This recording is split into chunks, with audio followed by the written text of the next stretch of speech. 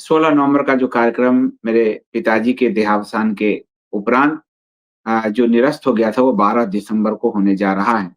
12 दिसंबर को हम पूरा प्रयास कर रहे हैं, आप भी पूरा प्रयास कीजिए ताकि ये सनातन धर्मियों के अलंकरण का यह जो स्वतंत्रता के बाद पहला कार्यक्रम है, वो भव्य रूप ले सके। भव्य जब तक भव्यता नहीं आएगी, दिव्यता नहीं आएगी और भव्यता, दिव्यता नहीं आएगी तो कोई आपको संसार में नोटिस भी नहीं करेगा। बहुत सारे जो मेरे अतिथि विदेश से आ रहे थे इसमें जिनको सम्मानित किया जाना था, उन्होंने अपने प्रोग्राम बनाकर आए थे वो 1 सप्ताह का और लेकिन 5 तारीख को ही मेरे पिताजी आकस्मिक रूप से चले गए, आप सब जानते हैं। तो क कई लोग आ गए समय पर यहाँ लेकिन फिर वो चले गए और विदेश से आने में टिकट आप जानते हैं क्या व्यवस्था है। फिर भी कुछ लोग आ रहे हैं, दोबारा आ रहे हैं विदेश से, उन सबका हम हृदय से धन्यवाद करते हैं, अभिनंदन करते हैं कि वो दोबारा आ रहे हैं। और 75 से ऊपर करीब हमारे जो अ, सम्मानित अतिथि हैं, उनका सम्मान होगा। साथ ही 3 पुस्तकों का जो है आपको विमोचन होगा। एक पुस्तक जो पिछले वर्ष का जो प्रोग्राम था, पिछला 2024 में कुरुक्षेत्र धर्मोत्सव जो था, उसमें जो पेपर प्रस्तुत किए गए थे, वो अंग्रेजी और हिंदी में पब्लिश होकर आ रहा है। उसे भी आप क्रय कर सकते हैं और वो बहुत डाटा के साथ आ रहा है, तो वो भी उसका एक लोकार्पण होगा। दूसरी पुस्तक जो एनी बेसेंट द्वारा जो सिलेबस बनाया गया था हिंदू कॉलेज का 1916 में, जिसे हिंदी में कपोत ने पब्लिश किया है। हिंदू धर्म के लिए वो एक माइलस्टोन पुस्तक है, बेसिक हिंदू धर्म का पूरा नॉलेज देती है, क्योंकि वो हिंदू कॉलेज का सिलेबस था, जो है और उसको हमने पब्लिश किया है, तो उसका भी लोकार्पण शंकराचार्य जी करेंगे।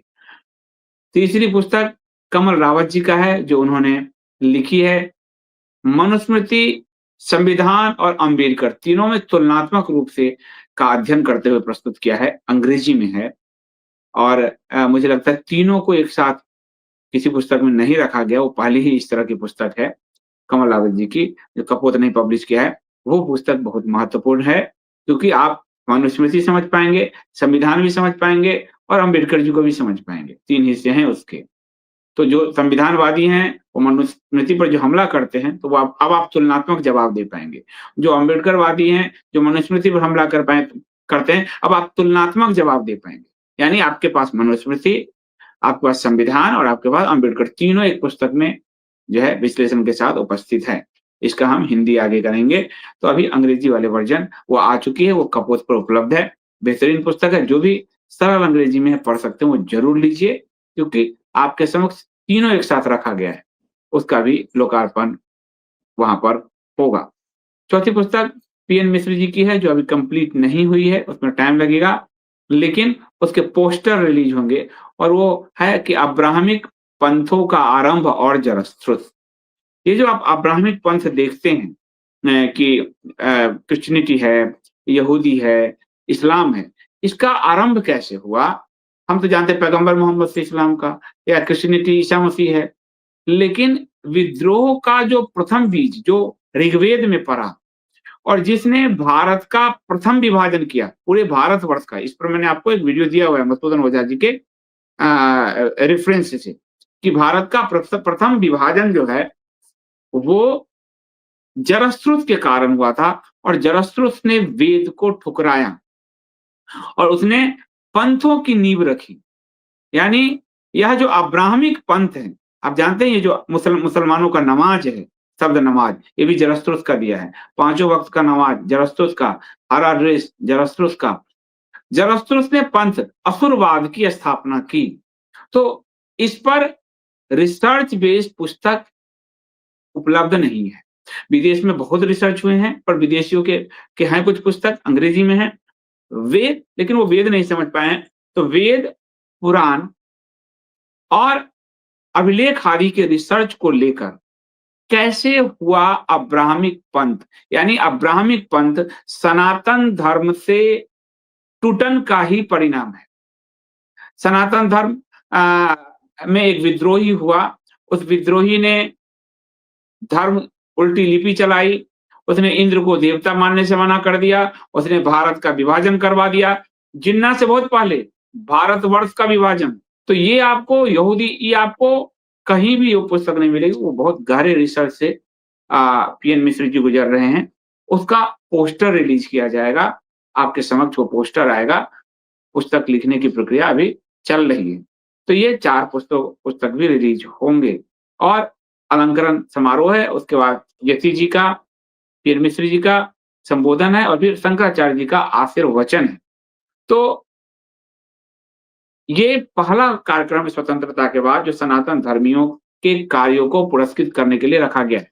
अब जैसे आपको कल मैंने दिया था, कल 6 दिसंबर था, शौर्य दिवस था, कहा गया बलिदान दिवस। 6 दिसंबर 1992 को बाबरी का ध्वंस हुआ, विवादित ढांचा अयोध्या में ध्वंस हुआ। जिस व्यक्ति और जिसकी टीम ने ध्वंस किया, संतोष दुबे, जो शिव सैनिक थे और 5000 का दस्ता बनाकर उसको तोड़ने गए थे। उससे पहले 1990 में मुलायम सिंह की सरकार और नृपेंद्र मिश्र, जो अभी राम मंदिर ट्रस्ट के सर्वेसर्वा हैं, उन दोनों की जोड़ी ने गोली चलवाई थी कारसेवकों पे। संतोष दुबे जी को 4 गोलियां लगी थी, एक तो ब्रेन में भी लगी थी, चेहरे पे पूरा। फिर भी वो बचे, एक अदृश्य साधु आए, कैसे उनको बचाए इस कहानी आपको बता चुके हैं। और वो जो विध्वंस, वरना आज सुप्रीम कोर्ट आपको निर्णय दे भी देते तो आप नहीं बना पाते। और जो ढांचा का विध्वंस किया, उन्होंने ही और उनकी टीम ने किया। लेकिन वो ढांचा से गिरे, ढांचा पूरा उनके शरीर पे गिरा और वो कोमा पे चले गए। ऐसे बहादुर लोगों को राम मंदिर ट्रस्ट ने सम्मानित नहीं किया। ऐसे बहादुर लोगों को प्राण प्रतिष्ठा, भूमि पूजन, प्राण प्रतिष्ठा में भी नहीं बुलाया गया। छोड़िए कल्याण सिंह जी को नहीं बुलाया गया भूमि पूजन में। आप ये समझिए जो वहां उस समय मुख्यमंत्री थे और जिनकी सरकार गई, भाजपा के ही थे, कल्याण सिंह को नहीं बुलाया गया, तो संतोष दुबे को क्यों बुलाया जाएगा? लेकिन उनको नहीं बुलाया गया। ध्वजारोहण हुआ, ध्वज स्थापना, उसमें भी नहीं बुलाया गया।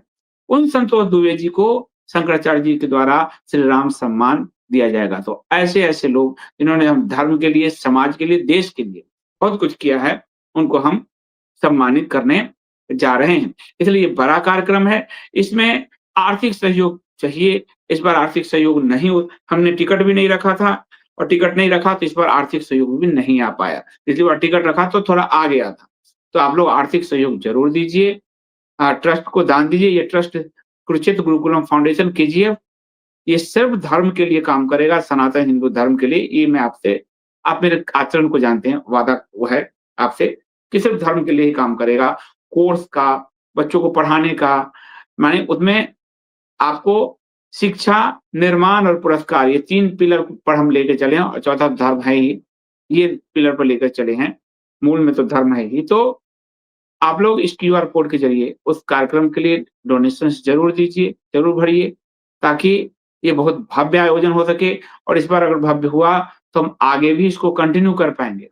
वरना स्थिति, बहुत अच्छे फंड नहीं आए, ओरिजिनली बताऊँ, फंड नहीं आए, जितने खर्च हुए हैं, फंड उतने नहीं आए। लेकिन और बीच में मेरे पिताजी का देहावसान भी हुआ, फिर भी ये प्रोग्राम रद्द ना हो।